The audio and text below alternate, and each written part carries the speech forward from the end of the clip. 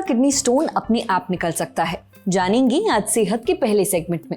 सरकार ने ओजेम्पिक जैसी दवाओं के इस्तेमाल, साइड इफेक्ट्स और रेगुलेशन को लेकर जानकारी दी है। इसके बारे में बताएंगे अपने दूसरे सेगमेंट में। और सेहत के आखिरी सेगमेंट में समझेंगे बच्चों में पोषक तत्वों की कमी पहचानने और उसे दूर करने के तरीके क्या हैं। Brought to you by Candid. Candid dusting powder, 4 skin problems का एक expert solution. Candid dusting powder, हटा खुजली, लगा कैंडिड।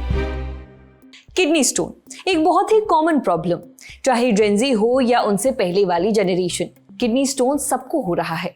पर अच्छी बात यह है कि कई स्टोन खुद से ही निकल जाते हैं, इन्हें किसी सर्जरी की जरूरत नहीं पड़ती। पर कितने एमएम के किडनी स्टोन अपने आप निकल सकते हैं, ये जानेंगे आज सेहत के इस एपिसोड में। डॉक्टर से ये भी समझेंगे कि क्या ज्यादा पानी पीने से किडनी स्टोन खुल जाता है, स्टोन निकालने के क्या क्या तरीके हैं और किस सिचुएशन में किडनी स्टोन इमरजेंसी बन सकता है। सुनिए। दोस्तों, ज्यादातर लोगों में किडनी स्टोन पेन की तरह प्रेजेंट करते हैं, जो हमारे राइट या लेफ्ट फ्लैंक साइड हो सकता है, और डिपेंडिंग कि स्टोन की लोकेशन क्या है, कई बार नीचे की तरफ स्टोन पेन ट्रेवल करता है, और कई बार प्राइवेट पार्ट्स में या पेनिस में या यूरिन के पास करने में पेन, ये सारी चीजें हो सकती हैं। दोस्तों, जो स्टोन किडनी स्टोन 5 mm से कम के हैं, वो देखा गया है कि अक्सर 80 से 90% लोगों में वो अपने आप से पास हो जाते हैं। जैसे जैसे स्टोन का साइज बढ़ता जाता है, वैसे वैसे उसके पास होने का इंसिडेंस भी कम होता जाता है। लेकिन खाली स्टोन साइज ही एक ऐसा क्राइटेरिया नहीं है जिसके बेसिस पर आप प्रेडिक्ट कर सकते हैं कि ये स्टोन पास होगा नहीं होगा। इसके अलावा और भी कई जरूरी चीजें हैं, जैसे कि स्टोन की लोकेशन क्या है। तो स्टोन अगर ट्यूब के ऊपर वाले हिस्से में, जिसको हम यूरेटर कहते हैं, जो ट्यूब किडनी से ब्लैडर को जोड़ती है, अगर उसके यूरेटर के ऊपर वाले हिस्से में स्टोन फंसा हुआ है तो उसके पास होने का चांस कम होता है। जैसे जैसे ये स्टोन नीचे आता है, ब्लैडर के जितना पास होता है उतना ही उसको पास होने का चांस ज्यादा होता है। जब किडनी स्टोन पास हो रहा है तो उसके कॉमन सिम्टम जैसे कि पेन, ब्लीडिंग, या फिर पेन इंड्यूस वोमिटिंग, नोजिया और पेट एब्डोमिनल डिस्टेंशन, ये सब चीजें अगर सिवियर हैं तो वो भी अपने आप में एक इंडिकेशन है कि स्टोन को कंजर्वेटिव मैनेज ना करके उसको ऑपरेट करके निकलवाया जाए। क्या आपके लिए सही मेडिकल थेरेपी रहेगी या ऑपरेशन वाली थेरेपी रहेगी या सर्जिकल थेरेपी रहेगी, इसके लिए आपको यूरोलॉजिस्ट को मिलना चाहिए और डिसाइड उनसे मिलके समझना चाहिए कि आपके केस में कौन सा ट्रीटमेंट बेस्ट है। किडनी स्टोन का साइज एक अकेला इंडिकेटर नहीं है जो डिसाइड करता है कि ट्रीटमेंट किस रास्ते में जाएगा।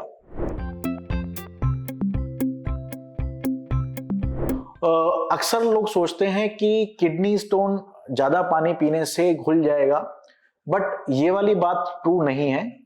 ज्यादा पानी पीना आपको 2 तरीके से हेल्प कर सकता है। एक तो अगर स्टोन आपकी ट्रैक में फंसा हुआ है तो इससे एक प्रेशर बन सकता है जिससे स्टोन निकलने की संभावना बढ़ जाती है। लेकिन किडनी स्टोन एक मिनरल डिपॉजिट होता है और ये स्टोन्स किसी भी तरह के मेडिसिन से या पानी से घुलते कभी भी नहीं है।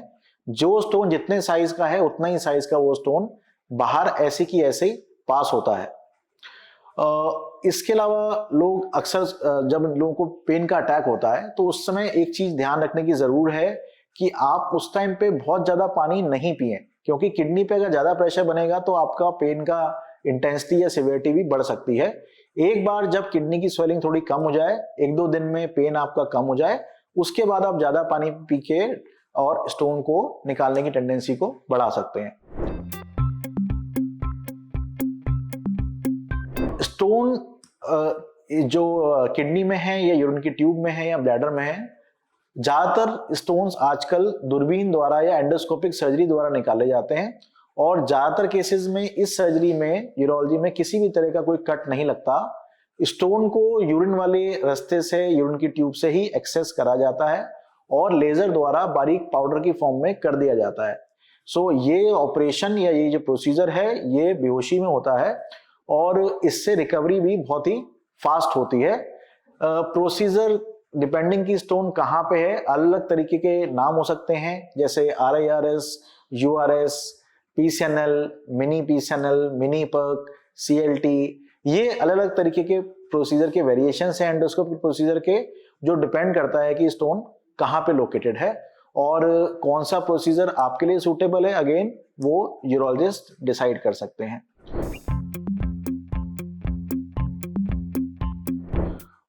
कई सिचुएशंस ऐसी होती हैं जिनमें स्टोन निकलना या स्टोन के जो प्रॉब्लम है वो एक इमरजेंसी हो जाती है।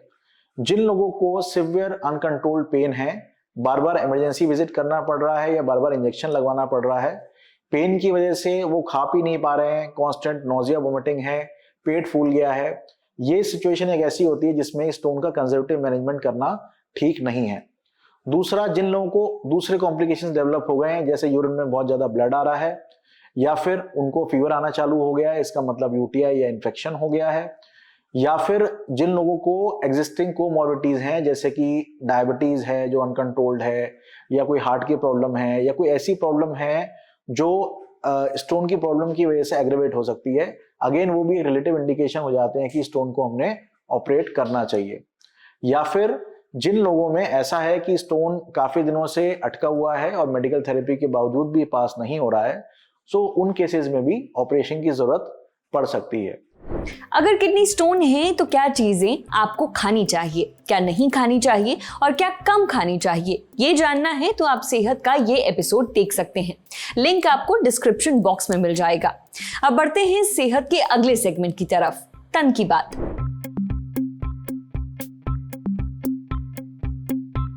तेजी से वजन घटाने वाली कुछ दवाएं दुनिया भर में खूब पॉपुलर है, जैसे ओजेम्पिक, वेगोवी और मोन्जारो। ये दवाएं भारत में भी मिलती हैं। वैसे तो इनका मेन काम टाइप 2 डायबिटीज कंट्रोल करना है, पर ये वेट लॉस में भी काफी असरदार है। इन दवाओं में सेमाग्लूटाइड, टिरजेप्टाइड या लिराग्लूटाइड जैसे एक्टिव कंपोनेंट्स होते हैं।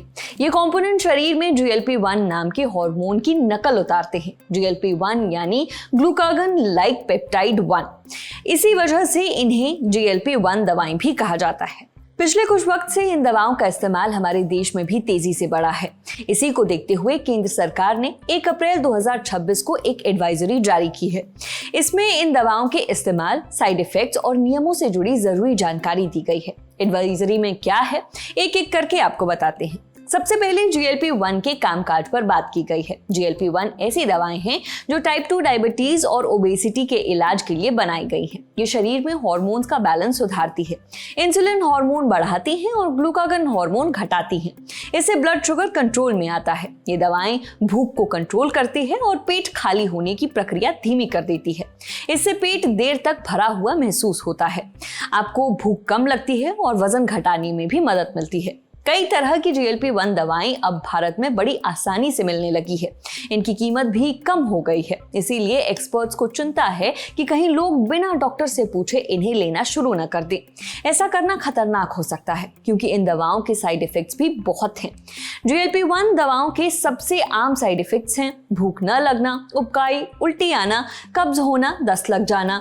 कुछ और साइड इफेक्ट्स भी देखने को मिल सकते हैं, जैसे चक्कर आना, दिल की धड़कन बढ़ना, इन्फेक्शन होना, सिर दर्द होना, अपच हो जाना। इन दवाओं का अनकंट्रोल्ड इस्तेमाल कई रेयर लेकिन गंभीर साइड इफेक्ट्स भी कर सकता है, जैसे पेनक्रियाज में सूजन आना, मेडुलरी थायराइड कैंसर होना, अचानक किडनी को नुकसान पहुंचना, डायबिटीज की वजह से आंखों में होने वाली दिक्कत यानी डायबिटिक रेटिनोपैथी गंभीर हो जाना, पेट बहुत धीरे धीरे खाली होना, पित्त की थैली में पथरी की वजह से दर्द या पित्त का रास्ता बंद होना या फिर आंत में रुकावट आना। ऐसी स्थितियों में तुरंत मेडिकल अटेंशन की जरूरत होती है। कई बार GLP-1 दवाएं लेने के बाद चेहरे पर जमा फैट तेजी से कम होता है। इससे चेहरा अंदर धसा हुआ लगने लगता है, झुर्रियां दिखने लगती है, आंखें धसी हुई लगती है, होठ, गाल और ठुड्डी का आकार बिल्कुल बदल जाता है, जबड़े के आसपास की स्किन ढीली होकर लटकने लगती है। लोगों को कई और दिक्कतें भी हो सकती है, जैसे सांस लेने में परेशानी होना, स्किन पर लाल चकत्ते या खुजली वाले दाने पड़ना, पेट दर्द होना, निगलने में दिक्कत होना, सीने में जकड़न, ज्यादा पसीना आना, घबराहट या डर महसूस होना। कई बार ब्लड शुगर लेवल बहुत तेजी से कम होता है, जो अपने आप में बड़ी परेशानियां कर सकता है। इसीलिए कभी भी खुद से गणित लगाकर GLP-1 दवाएं न खरीदें। भारत में ये दवाएं सिर्फ एंडोक्राइनोलॉजिस्ट, इंटरनल मेडिसिन स्पेशलिस्ट और कार्डियोलॉजिस्ट ही लिख सकते हैं। इन्हें बिना पर्चे के नहीं खरीदा जा सकता। GLP-1 दवाओं की गलत बिक्री और प्रचार रोकने के लिए drug controller general of India ने सख्त निगरानी शुरू कर दी है। इसी के तहत 10 मार्च को दवा बनाने वाली सभी कंपनियों से कहा गया था कि वो ऐसे मिसलीडिंग प्रचार और प्रमोशन बंद कर दें जो लोगों को बिना प्रिस्क्रिप्शन दवा लेने के लिए बढ़ावा देते हैं। हाल के हफ्तों में देश भर में 49 जगहों पर जांच भी हुई। इसमें ऑनलाइन फार्मेसी, गोदाम, थोक विक्रेता, रिटेलर और वेट लॉस क्लिनिक शामिल थे।